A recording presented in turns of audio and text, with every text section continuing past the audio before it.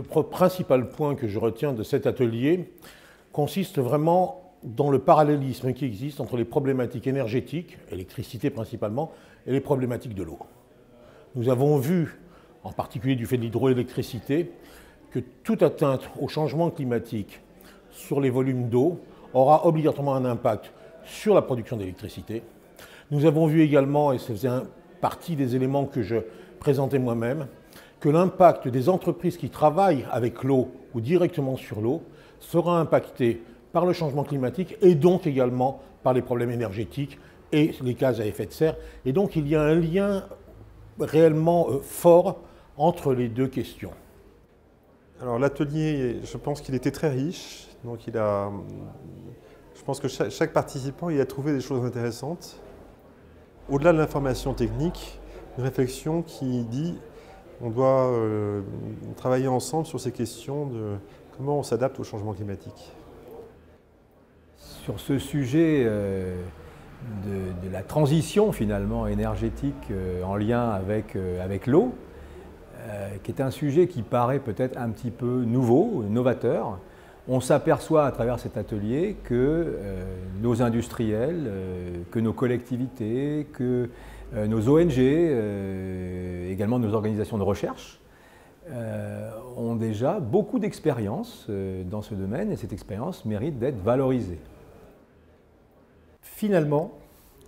la situation est pire qu'on pensait. C'est-à-dire que tous les diagnostics que l'on a entendus cet après-midi convergent à la fois pour reconnaître que le changement climatique va avoir un impact considérable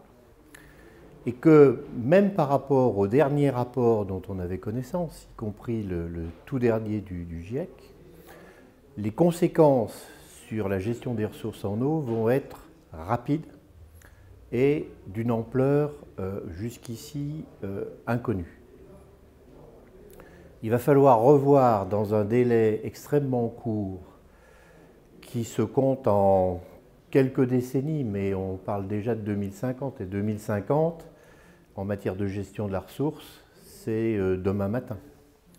Il va falloir revoir pratiquement toutes nos procédures de gestion et tous nos usages, de façon à s'adapter à ce changement des cycles hydrologiques et à ce que les consommations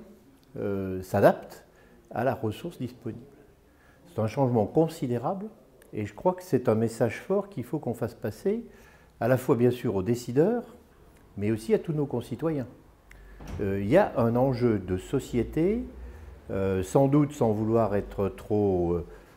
fort, un enjeu pour l'humanité tout entière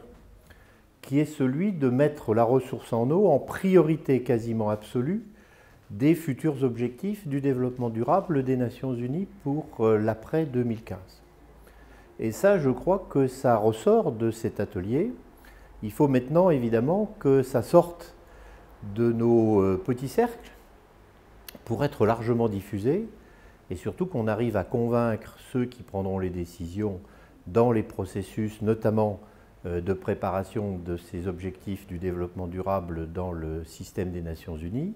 qu'il y a là un enjeu majeur et que l'on ne peut pas faire l'autruche.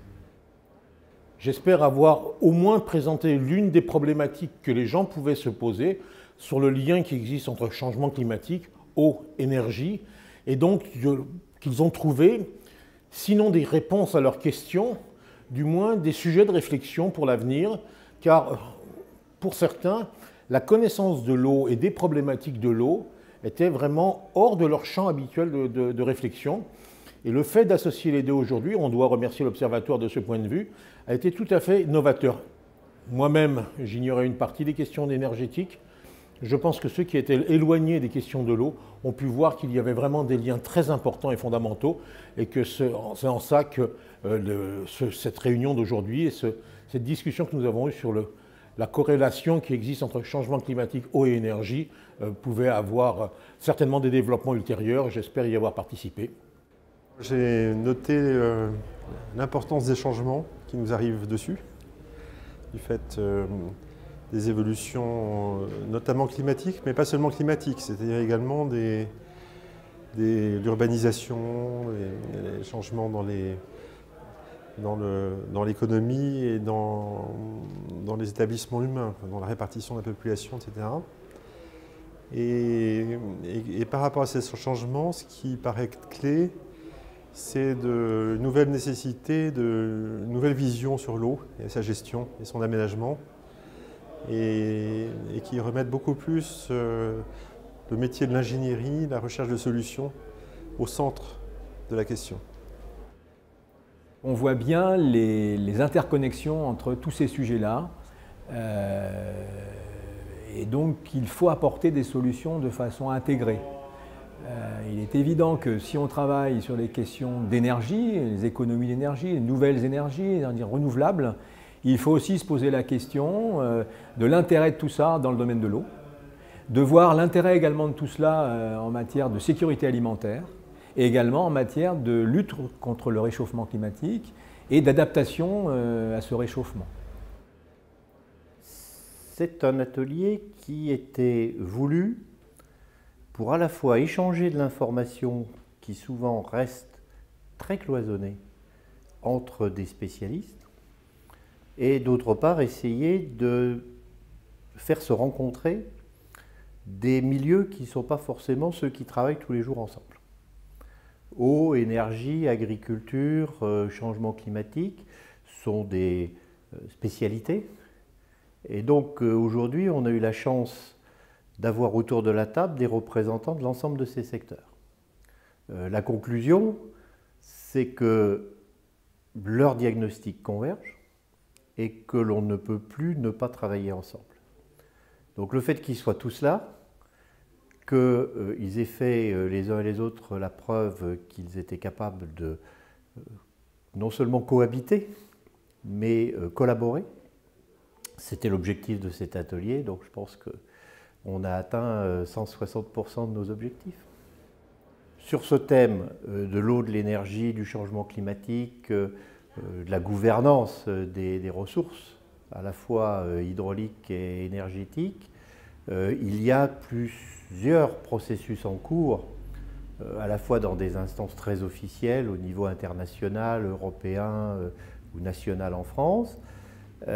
Et nous, l'idée que l'on pourrait avoir, c'est de dire faisons un atelier numéro 2 l'année prochaine,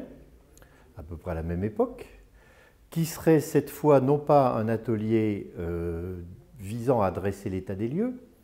mais un atelier visant à identifier les progrès. Qu'est-ce qu'on a pu mettre sur la table de plus sur l'année 2014, de façon à non plus simplement dire « attention, il va se passer quelque chose », mais on a des solutions, et ces solutions, il faut les mettre en application de toute urgence, compte tenu par ailleurs des délais d'organisation des politiques et de réalisation évidemment des infrastructures correspondantes. Donc si tout le monde en est d'accord, nous sommes prêts à faire un atelier de bilan des progrès et de vraiment se focaliser sur les avancées ou éventuellement les difficultés d'avancer plus vite, de façon encore une fois à appeler l'attention de nos dirigeants et d'une façon générale de nos concitoyens sur ce problème qui est fondamental pour peut-être déjà notre avenir à nous, mais en tout cas sûrement celui de nos enfants.